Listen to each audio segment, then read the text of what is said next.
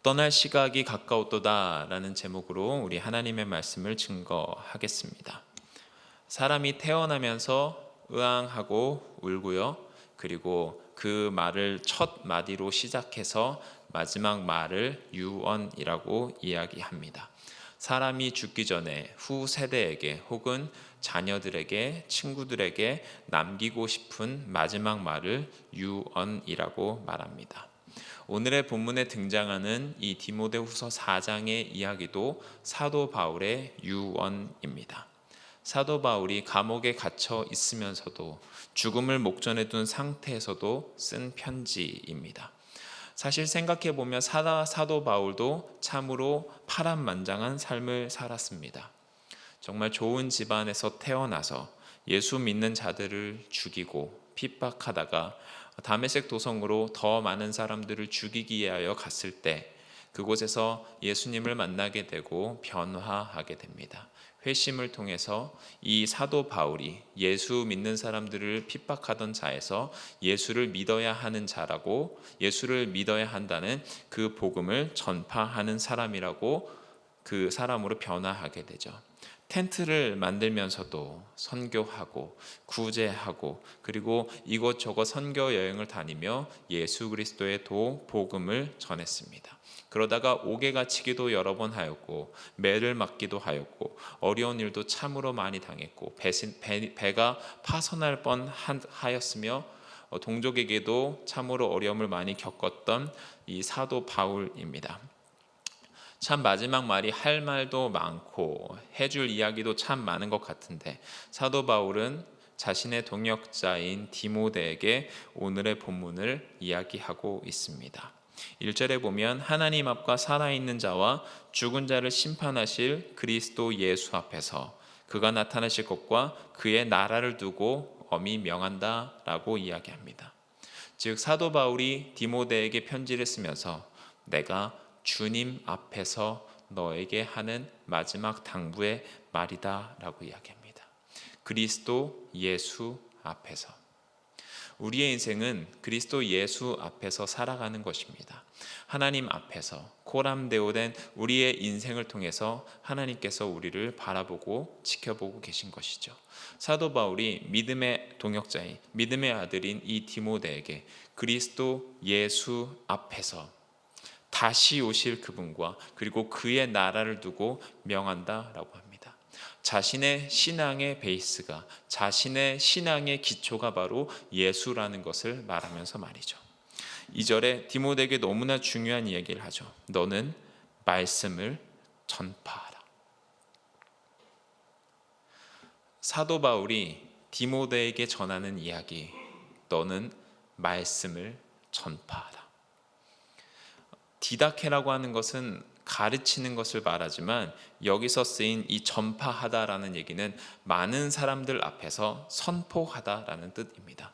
즉 말씀을 전파하라는 것은 예수 그리스도 그 진리의 도를 대중 앞에서 많은 사람 앞에서 선포하라라고 하는 것이죠.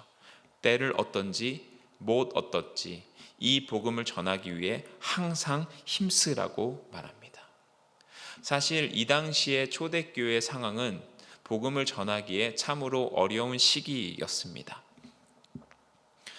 황제 숭배 사상 때문에 그리스도교가 박해를 받고 있었고 핍박과 환난 가운데 있었던 상황입니다. 그런 상황 속에서도 사도 바울이 디모데에게 복음을 선포하는 것이 목숨을 걸고 너가 반드시 해야 하는 일이다 라고 말합니다. 이 복음을 전파하는 것, 이것에 항상 힘쓰라고 말합니다. 그뿐만 아니죠. 경책하라고, 경계하라고, 권하라고 말합니다. 여러분, 이 모든 것이 하나님의 말씀과 연결되어 있습니다. 말씀을 전파하고, 말씀을 전파하는 것에 항상 힘쓰고, 말씀으로 경책하며, 말씀으로 경계하며, 말씀으로 권하라라고 이야기합니다. 즉 디모데에게 너는 늘 복음을 전할 준비가 되어 있어야 한다. 그것이 그리스도인의 사명이다. 예수님 앞에서 내가 너에게 해줄 수 있는 마지막 당부다라고 이야기하는 거예요. 무엇으로요? 오래 참음과 가르침으로요. 하나님께서도 요나에게 니느웨로 가야 한다고, 그곳에 가서 나의 이 복음을 전해야 한다라고 말씀하셨습니다. 그때 요나는 가고 싶어 하지 않았습니다. 다른 길로 가죠. 하지만 하나님께서 오래 참으셔서 이 요나를 통해 그 성에 복음이 들어가게 하신 것처럼, 이 복음이 들어갈 때까지 디모데야, 네가 훈련을 계속하고 너가 이것을 게을리하지 않고 하나님의 말씀을, 이 예수 그리스도의 복음을 온전히 전해야 한다라고 이야기합니다. 가르치면서요. 로마서 10장 14절에서도 사도 바울이 이야기합니다.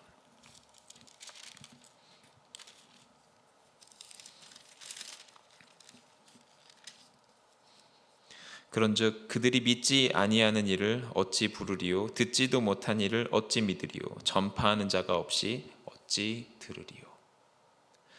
디모데야, 이 복음이라고 하는 것이 전하는 사람이 있어야 듣는 사람이 있는 것이다. 이 복음에 대해 네가 말할 때에 비로소 듣는 사람들이 생기는 것이다. 그러니까 이 복음을 전할 훈련을 늘 게을리하지 않고 하나님의 말씀을 전할 수 있는 자가 되어야 한다라고 이야기합니다. 이게 사도 바울이 디모데에게 전하는 마지막 말입니다.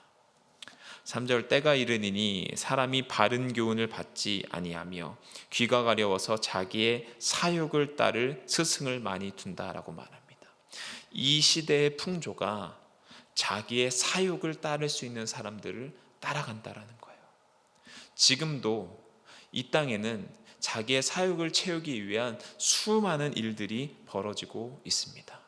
내 만족과 내 유익과 나의 경제를 위해서 그 사욕을 채워줄 수 있는 사람들을 따라가고 방법들을 따라가고 있습니다.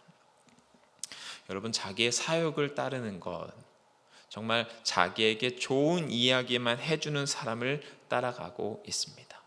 그런 사람들을 멘토라고 여기면서 따라가고 있다라는 얘기죠. 그런데 예레미야 5장 31절은 이렇게 말합니다. 선지자들은 거짓을 예언하며 백성들은 그것을 좋아한다. 진리가 아닌 것을 이야기할 때 좋아한다라는 거예요. 그런데 사도 바울이 디모데를 통해 바른 교훈, 이것이 전파될 때 사람들이 잘 듣지 않는다라는 거예요. 왜냐하면 복음은 자신의 것을 포기해야 하기 때문이죠. 또 그 길을 진리에서 돌이켜 허탄한 이야기를 따르리라. 이게 이 시대의 풍조라는 것입니다.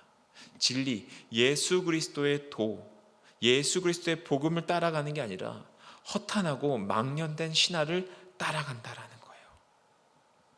여러분, 복음이 사람에게 비치게 되면 자신의 모습을 온전히 볼 수 있습니다. 예수 그리스도를 통해서 사람이 자신의 모습을 온전히 볼 수 있게 되죠. 복음을 전할 때의 반응은 딱 두 가지밖에 없습니다. 복음을 받아들이든지 아니면 복음을 받아들이지 않던지입니다. 때를 얻던지 때를 얻지 못하던지 그 말씀을 전파하라고 이야기하는 것이죠. 여러분, 믿으면요, 그 도를 통해 자신을 바라볼 수 있게 되는 거예요. 그래서 디모데에게 이 믿음을 전하면서 이 도를 사람들이 받아들일 수 있도록 네가 헌신하고 노력해야 한다라고 이야기해요. 사도 바울도요, 그 위대한 사도도 복음을 전했을 때 믿는 사람들이 있었는가 하면 믿지 않는 사람들도 있었어요. 유대인 회당에 가서 먼저 유대인들에게 복음을 전하고 그 후에 이방인들에게 전할 때에 어느 도시에는 수많은 사람들이 돌아오기도 했지만 어느 도시에서는 몇 사람 안 되는 사람이 돌아오기도 했습니다. 여러분, 복음은요, 전할 때 능력이 나타나는 겁니다.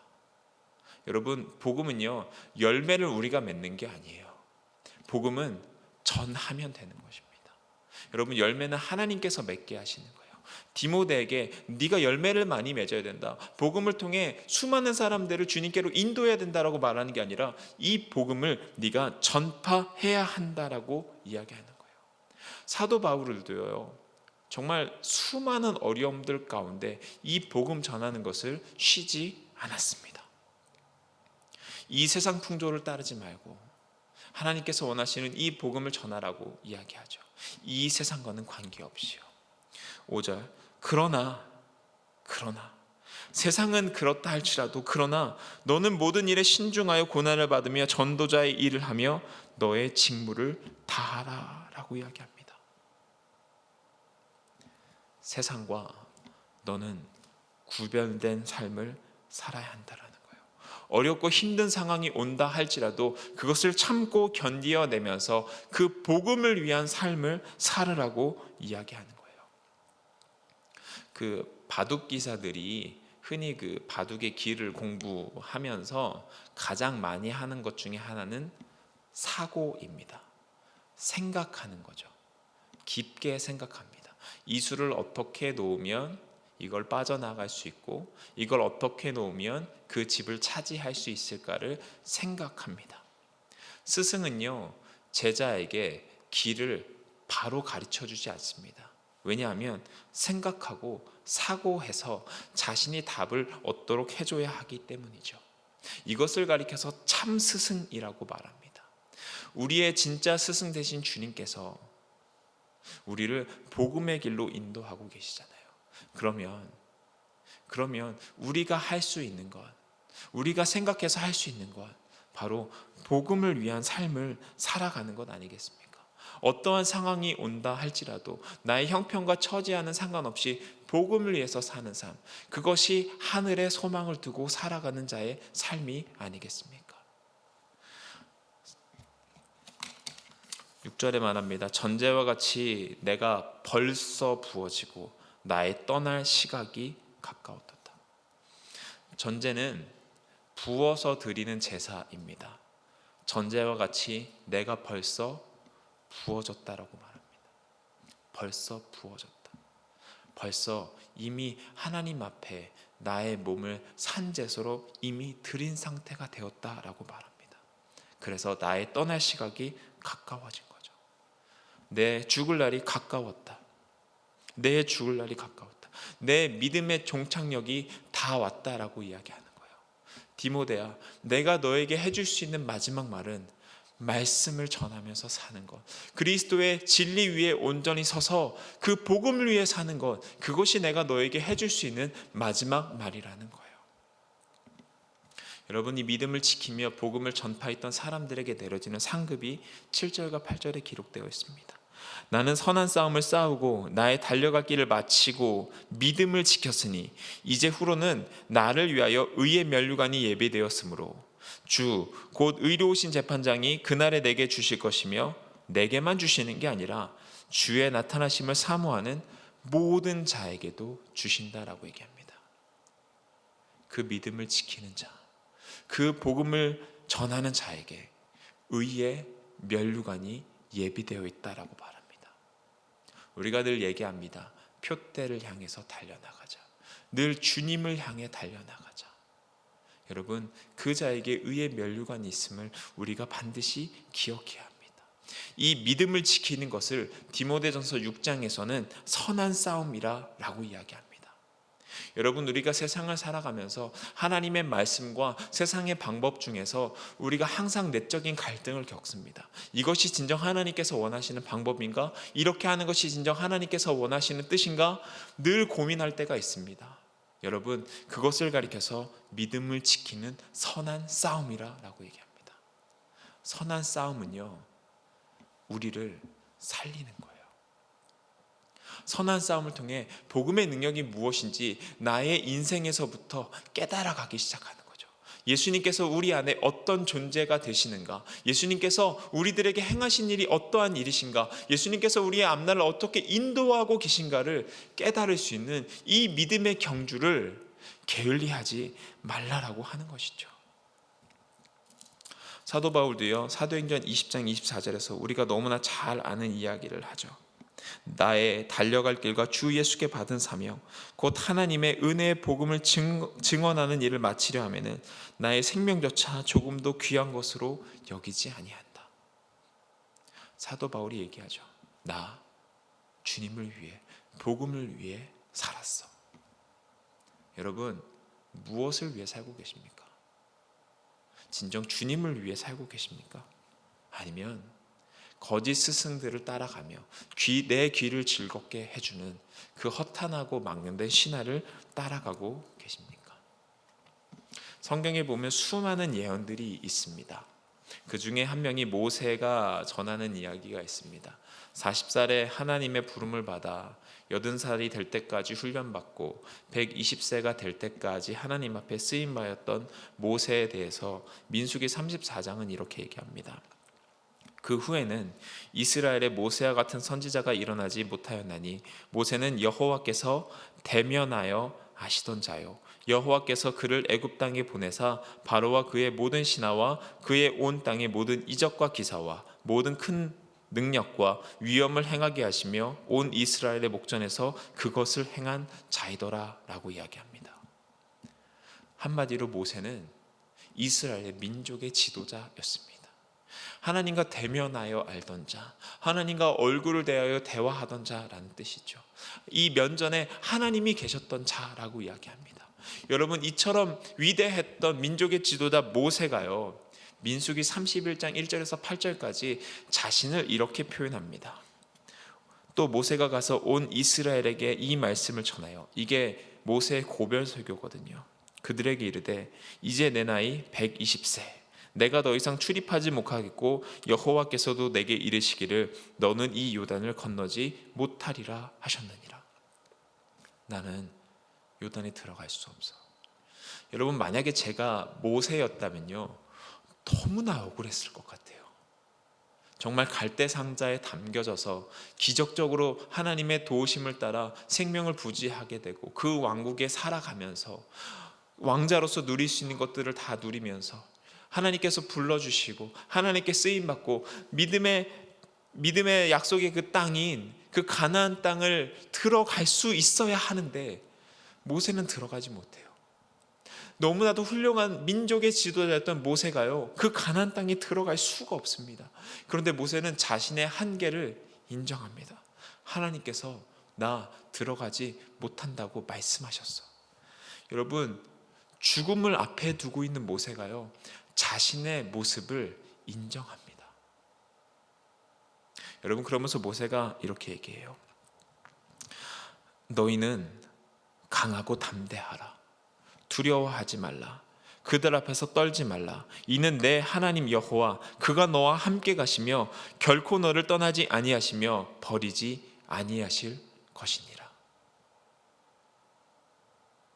하나님께서 모세를 통해 이스라엘 백성들에게 말씀하시는 거예요. 모세의 유언을 통해 말씀하시는 거예요. 강하고 담대하라. 니네가 강하고 담대하면 그 약속의 땅 가나안을 성취할 수 있을 것이다. 내가 너희와 항상 함께 할 것이다 라는 이야기를 모세의 유언을 통해 해주시는 거예요. 여러분, 모세가 할 말이 없었겠어요? 얼마나 많았겠어요? 야, 내가 니들 때문에, 그 무리바 물 사건 때문에 내가 너희 못 들어가. 내가 너희를 어떻게 여기까지 인도했는데 내가 너네들 때문에 못 들어가. 삿대질을 하면서 남에게 핑계를 돌릴 수도 있지만 그것을 하나님의 계획이라 인정하고 하나님의 말씀이라 인정하고 너희가 들어갈 수 있을 거라고 이야기하는 거예요. 여호수아에게도 말하죠. 모세가 여호수아를 불러 온 이스라엘의 목전에서 그에게 이르되, 백성들이 다 보는 앞에서 이야기하는 거예요. 너는 강하고 담대하라. 너는 이 백성을 거느리고 여호와께서 그들에게 조상에게 주리라고 맹세하신 땅에 들어가서 그들에게 그 땅을 차지하게 하라. 약속의 땅 가나안에 네가 들어갈 수 있게 해야 된다. 여러분, 모세가 지금 무엇을 얘기합니까? 하나님의 말씀을 유언으로 이야기하고 있어요. 출애굽시키셔서 가나안 땅에 들어가게 하려고 하셨던 그 하나님의 말씀을 모세가 유언으로 이야기하고 있다고요. 여러분, 이게 모세의 마지막 말이었어요. 여러분, 다윗도 40년간 이스라엘을 통치했던 왕입니다. 아버지에게도 인정받지 못했던, 사무엘 선지자가 우리 가정에서 제사를 드릴 거다라고 아들들을 다 부르라고 했었는데도 다윗은 부르지 않았었죠. 아버지에게도 인정받지 못하던 아들 다윗, 주님 앞에 기름 부음을 받고 다윗과 골리앗과 이 싸움을 통해 그리고 왕이 되었지만 도망자 신세를 면치 못하였다가 또 왕이 되었다가 아들의 반역 때문에 또 도망을 갔다가 다시금 왕의 역할을 감당했던 이 다윗의 마지막 말이 열왕기상 2장에 이렇게 기록되어 있습니다. 다윗이 죽을 날이 임박하매 그의 아들 솔로몬에게 명령하여 이르되 내가 이제 세상 모든 사람이 가는 길로 가게 되었으니 너는 힘써 대장부가 되고 내 하나님 여호와의 명령을 지켜 그 길로 행하여 그 법률과 계명과 율례와 증거를 모세의 율법에 기록된 대로 지키라. 그리하면 내가 무엇을 하든지 어디로 가든지 형통할지라. 여호와께서 내 일에 대하여 말씀하시기를 만일 내 자손들이 그들의 길을 삼가 마음을 다하고 성품을 다하여 진실이 내 앞에 행하면 이스라엘 왕위에 오를 사람이 내게서 끊이지 아니하리라 하신 말씀을 확실히 이루게 하시니라. 다윗이 자신의 마지막 말을 솔로몬에게 뭐라고 얘기합니까? 하나님의 말씀을, 하나님의 계명을 모세의 율법에 기록된 대로 다 지켜 행하라 라고 얘기합니다. 다윗의 마지막 말도요, 말씀이었어요. 하나님이 이스라엘 백성들에게 끊임없이 하셨던 그 말씀이었습니다. 여러분, 모세와 다윗은요, 세상의 처세술을 이야기하지 않았어요. 세상의 풍조를 따라가서 살으라고 이야기하지 않았어요. 이 땅에서 잘 먹고 잘 사는 법에 대해서 이야기하지 않았어요. 하나님의 말씀을 지키는 것, 하나님의 계명을 지키는 것, 그것이 바로 내가 너희에게 해줄 수 있는 마지막 말이라는 거예요. 여러분, 예수님도요, 십자가에서 육신의 몸을 입고 죽으시기 전에 하셨던 말씀이 있어요. 다 이루었다. 다 이루었다. 여러분이 다 이루었다라는 뜻이요, 히브리어로는 카라가 쓰였는데요, 이 카라라고 하는 뜻이 신부라는 뜻입니다. 이 카라라고 하는 뜻이 완성이라는 뜻입니다. 예수님께서 십자가에서 다 이루신 거예요. 무엇을요? 하나님의 뜻을 이루신 거예요. 예수님의 육신의 옷을 입고 마지막 하셨던 그 유언의 말씀, 다 이루었다. 하나님의 뜻대로 모든 것을 다 이루었다 였습니다. 여러분, 우리의 마지막 말이 정말 오늘이 마지막이라면 나는 무엇을 이야기하겠습니까? 예수님께서 이 땅에 부활하시고 승천하시면서 하신 말씀을 우리가 잘 압니다. 사도행전 1장 8절, 오직 성령이 너에게 임하시면 너희가 권능을 받고 예루살렘과 온 유대와 사마리아와 땅끝까지 이르러 내 증인이 되리라 하시니라. 이것이 예수님께서 우리들에게 전하신 마지막 당부입니다. 우리가 하나님 나라 복음 중심의 선교적 제자 공동체를 꿈꾸고 있습니다. 여러분, 이 나라는 예수님의 마지막 말을 우리가 삶에서 나타내며 살아갈 때 이룰 수 있는 공동체입니다. 사도 바울이 믿음의 아들인 동역자인 디모데에게 하였던 것처럼, 모세가 이스라엘 백성과 여호수아에게 했던 것처럼, 다윗이 솔로몬과 온 백성들에게 말했던 것처럼, 그렇게 말씀을 가지고 살아갈 때, 그 말씀을 가지고 전할 때 그 나라가 오게 되는 것입니다. 나의 떠날 때가 가까웠도다. 여러분, 오늘이 마지막이라면 우리는 무엇을 행하며 살아가시겠습니까? 오늘이 마지막이라면 무엇을 행하며 살아가시겠습니까? 주님을 위한 삶, 주님께 한 걸음 더 나아가는 삶은 주님과 함께 주님의 복음을 들고 살아가는 자의 삶입니다. 오늘도 우리가 교회 밖으로, 문 밖으로 나갔을 때 주님의 이름을 가지고 살아가서 주님의 진정 마지막 유언을 이루어 드리는 하나님 앞에 온전한 성도가 되는 저와 여러분들이 되시기를 예수님의 이름으로 축원드립니다. 기도드리시겠습니다. 주님, 주님의 마지막 그 유언을 우리가 지키게 하여 주옵소서. 하나님 나라 복음 중심의 선교적 제자 공동체가 온전히 이루어질 수 있도록 은혜를 베풀어 주옵소서. 오늘이 마지막이라면, 지금이 마지막이라면 우리도 과연 주님의 말씀을 이야기할 수 있을까? 이것을 생각하면서 하루하루 매 순간순간마다 주님의 말씀을 기억하며 살아가는 자들이 되게 하여 주옵소서. 예수 그리스도의 이름으로 기도드립니다.